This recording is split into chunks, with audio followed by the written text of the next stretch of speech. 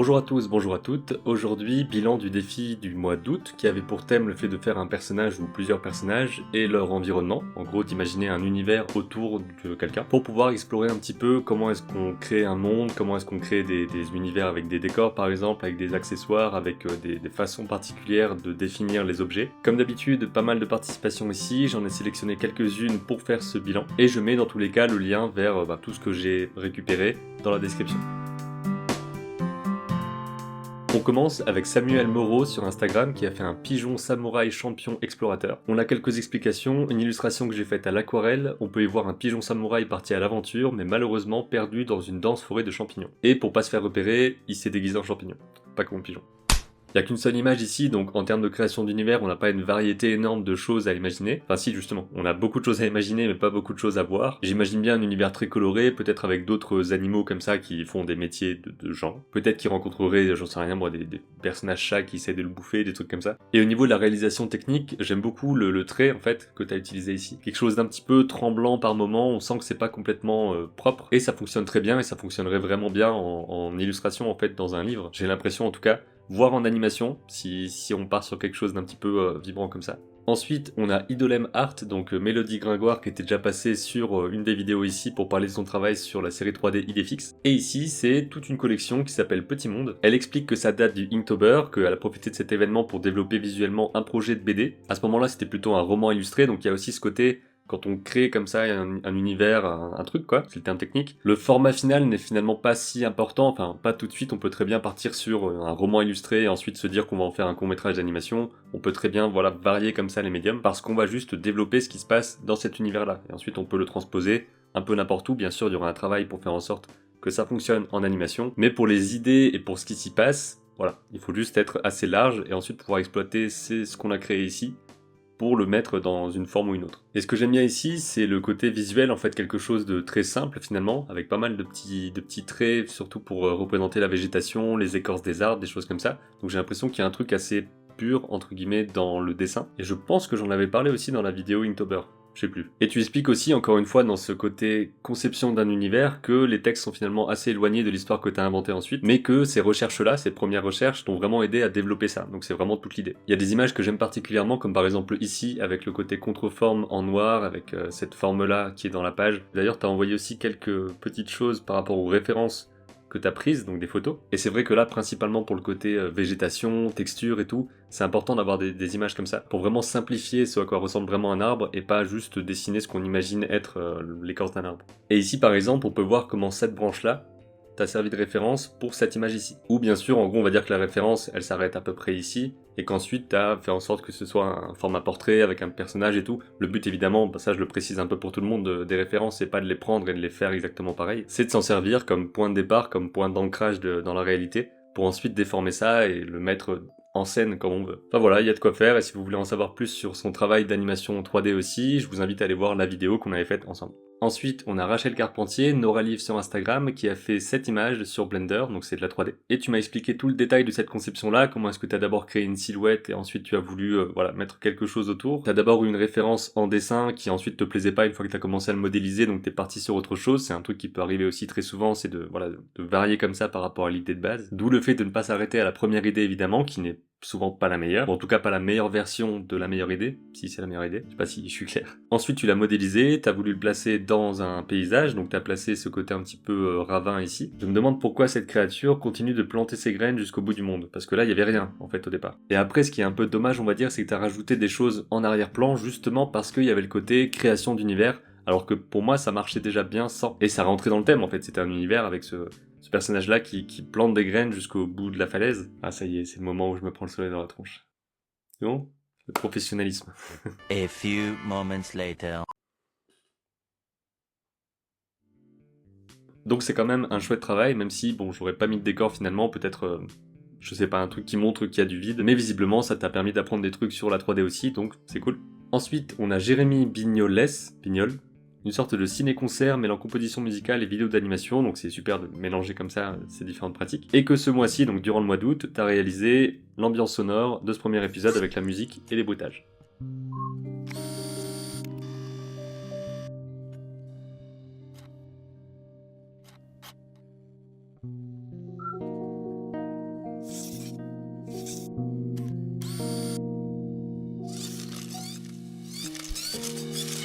J'aime bien l'ambiance colorée avec les lumières, etc. que tu as utilisé, le côté presque néon, un petit peu fluorescent qu'il y a sur le personnage. Évidemment, l'ambiance avec les bruitages et la musique, ça rajoute vraiment un truc et c'est super de savoir faire à la fois le visuel et le côté sonore. Et aussi juste le fait qu'il ait pas de coups, enfin, je trouve qu'il y a un truc particulier qui se passe.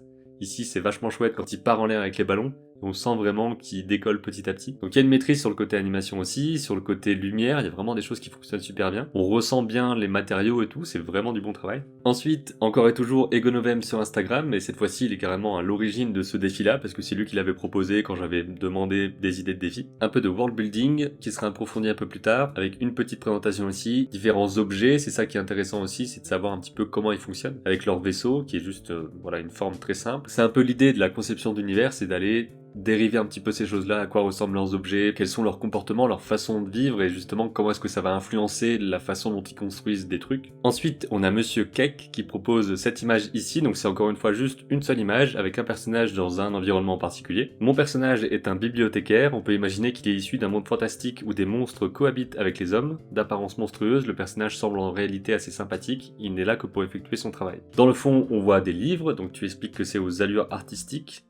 Non, antique, waouh, je sais pas lire. Le décor est sombre pour donner un côté mystérieux, j'imagine que c'est pour aussi mettre en avant un peu plus le personnage, qui est quand même très détaillé, avec les ongles un peu bouffés comme ça. J'aime beaucoup les petits effets de lumière sur la main. Et ensuite tu dis qu'on voit un scolopendre, je sais même pas ce que c'est, est-ce que c'est un truc là? Ah, c'est peut-être ça.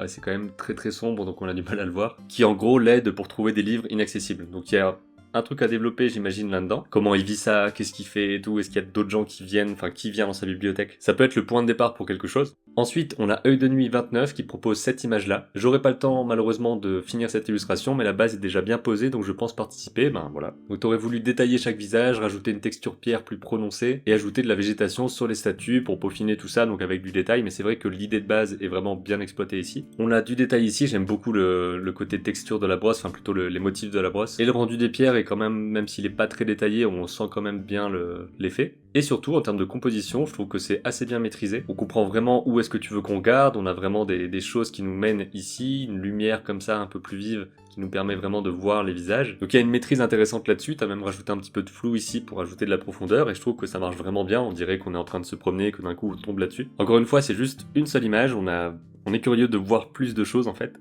Ensuite, on a Aetis avec un lien qui permet de voir pas mal de choses à l'intérieur. Alors ici, on a une petite animation. Un peu dommage peut-être que le personnage soit vraiment contre le pilier. Il pourrait être éventuellement ici pour qu'on soit un peu plus, qu'il y ait un peu plus d'air autour. Juste une suggestion. Ici, une marche avec du vent. Je pense qu'il y a pas assez d'images différentes peut-être pour le vent, ce qui fait qu'on sent très vite la boucle avec une ou deux images. Et voilà, on sent quand même le fait que c'est du vent autour du personnage et tout, donc ça fonctionne quand même assez bien. La palette de couleurs ici, c'est intéressant de le mettre. Une planche d'expression, qui sont encore une fois assez... Enfin, il n'y a pas d'expression vraiment extrême, ensuite, il n'y a pas forcément besoin d'en avoir, hein, peut-être. On sait pas à quoi elle ressemble sans sa capuche, un peu curieux. Alors pour l'environnement, après, évidemment c'est un style, donc il n'y a pas forcément de bonnes solutions, mais j'ai l'impression que ça pourrait être chouette de ne pas avoir autant de traits de contour. Ça c'est bien, il y a vraiment un cadrage intéressant là-dedans. Peut-être qu'on pourrait avoir en termes vraiment de dessin et de mise en image un petit peu de simplification plus on s'éloigne, comme tu l'as fait ici un petit peu, mais là c'est quand même traité quasiment pareil que là, donc on sent un peu moins le côté profondeur et surtout...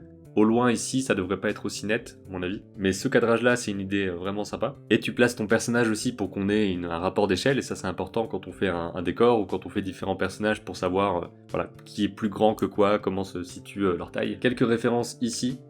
Donc c'est vraiment quelques références, hein. Normalement tu devrais en avoir plus, j'imagine, peut-être que t'en avais plus aussi. Et enfin ta note d'attention, la cité perdue, genre post-apo effondrement, évidemment là vous pourrez lire tout ça en détail, mais moi je vais survoler un petit peu. 5000 ans après l'effondrement de la cité, une bombe qui a vaporisé tous les êtres vivants, et je sais pas justement si ton personnage est le dernier. Inspiré par ton interview avec Claire Matz, je vous invite à aller la voir, hein, qui est très complet sur la création d'univers et la production en général. Je veux créer cet univers en m'ouvrant un maximum de portes, j'essaie également de ne pas le contraindre au médium du dessin et de l'animation, pour ouvrir sur des installations artistiques qui pourrait rentrer dans mon parcours d'art plastique à l'université. À mon avis, il y a vraiment de quoi étoffer ton univers, hein, c'est ce dont tu parles ici, il y aurait l'exploration des différents quartiers, l'exploration de l'extérieur, mais voilà, tout aussi le fonctionnement, est-ce qu'il y a des gens qui y vivent ou pas, comment est-ce que ça marche, et avoir peut-être des éléments plus détaillé en gros sur tout ce qui s'y passe. Mais évidemment ça prend du temps et si tu veux vraiment créer toute une ville, ça va être long. J'imagine que c'est un bon début et je t'encourage bien sûr pour la suite. Ensuite, on a Arthur, tu précises que tu as 13 ans et que c'est la première fois que tu participes à un défi, donc voilà, c'est cool. Avec ton personnage du papy et un petit décor de maison et ton perso près de la maison. Donc déjà, on voit que tu as voulu développer différentes choses en mettant différentes positions au personnage, différentes expressions. Donc ça, c'est une bonne chose. Après, bien sûr, tu as encore largement le temps de progresser en dessin, ça y a vraiment pas de souci.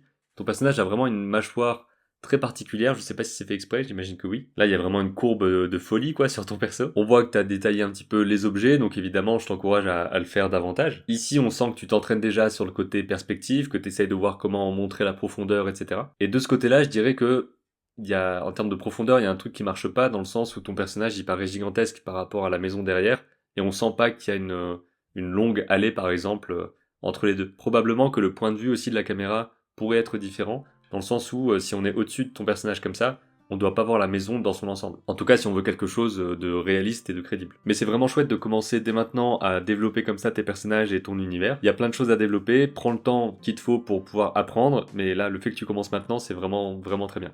Ensuite, on a Claude Michel Schaeffer qui explique que c'est un morceau de court-métrage que je suis en train de réaliser accompagné d'un turn et de quelques recherches visuelles. Donc on a ici le design de base et après ton animation. Ce que j'aime bien ici, c'est le côté très très simple du personnage avec vraiment juste un sac à dos, une silhouette. Et ma partie préférée, c'est ici. On a vraiment des formes extrêmement simples avec le personnage qui va escalader. Il y a juste du noir, du blanc et quand il passe contre des trucs noirs, forcément on le voit plus, ça fait partie du truc. Par contre, son sac est transparent, je sais pas si c'est fait exprès. Mais il y a vraiment un univers sympa qui pourrait être là-dedans. Et j'imagine que tu posteras des vidéos ou alors ton film complet sur Instagram, donc Claude Mich, qui est comme tous les autres en description. Ensuite, on a Constantin qui précise qu'il a 14 ans. J'ai l'impression que dès qu'on a entre 12 et 15, on le précise histoire de dire voilà, je suis jeune, me tapez pas. Et pour le coup ici, il y a vraiment beaucoup de travail qui a été fait. Donc on sent que tu as vraiment déjà compris un petit peu la méthode de production, en gros, comment est-ce qu'on doit décomposer des choses. Il y a vraiment tout un processus que tu arrives à suivre, que tu as vu, j'imagine, dans d'autres choses, quoi, des vidéos qui parlent de comment on décompose une production, une pré-production en l'occurrence ici. Tu dis que tu as suivi le processus de character design de l'artiste Kesh qui fait des vidéos sur YouTube. Il y a vraiment le côté, on fait un croquis, ensuite on va placer des lignes un peu plus détaillées par au-dessus, on voit que tu as aussi une maîtrise dans l'expression du visage. Quand je dis une maîtrise, évidemment, ça veut pas dire que t'es arrivé au bout de la démarche, hein, évidemment. T'as encore beaucoup de temps pour progresser. Et là, quand tu vas dans le détail, on sent que tu maîtrises déjà ton trait, les pleins, les déliés, il y a vraiment beaucoup de choses. Tu mets ta palette de couleurs à côté, donc j'imagine que le cours de Kesh t'a vraiment beaucoup aidé à comprendre tout ça et c'est vraiment bien. Le soleil est de retour, hein, c'est comme ça. Et ensuite le paysage où tu dis que tu t'es inspiré du travail de Jordan Grimmer. Encore une fois, pour la méthode ici, on voit que tu as déjà un petit peu les codes, quoi, de faire différentes propositions avec différentes silhouettes, enfin plutôt différentes valeurs de gris de tes objets simplifiés pour les décors. Et ensuite seulement tu vas aller poser des grilles, planifier tout ça et ensuite décomposer tout ça en forme simple pour après seulement aller les détailler. Bravo pour toute cette démarche là, et évidemment je t'encourage à continuer parce que visiblement t'es super bien parti. Je vais m'arrêter là pour les présentations, je vous mets quelques images ici pendant que je parle un petit peu des personnes dont j'ai pas parlé en détail. C'est vraiment chouette de voir à quel point vous vous êtes investi pour parfois créer des univers complets, enfin plutôt des amorces d'univers complets avec plein d'éléments différents, que ce défi-là vous ait donné envie de créer un personnage, un décor, de voir un petit peu comment on pourrait le mettre en scène. Et même si ça vous a permis de juste vous poser quelques questions et d'améliorer un petit peu votre façon de faire, je trouve que c'est vraiment déjà une victoire, quoi, une belle progression. J'espère que tout ce que vous avez vu ici vous a plu, vous a donné peut-être des idées pour développer vos propres univers, vos propres personnages. Et voilà, le défi du mois de septembre, il est en route actuellement, c'est sur le fait de prendre une image, en tout cas un projet ancien, et de le refaire avec nos compétences actuelles, si jamais ça vous intéresse. Merci encore d'avoir regardé cette vidéo, si elle vous plaît, n'hésitez pas à la partager, c'est vraiment ce qui peut faire vivre la chaîne davantage. Pareil pour les interviews et les tutos, si ça vous intéresse vraiment, juste faites passer le message. Je vous dis à bientôt pour de prochaines vidéos, et d'ici là, comme d'habitude, créez vos images et racontez vos histoires.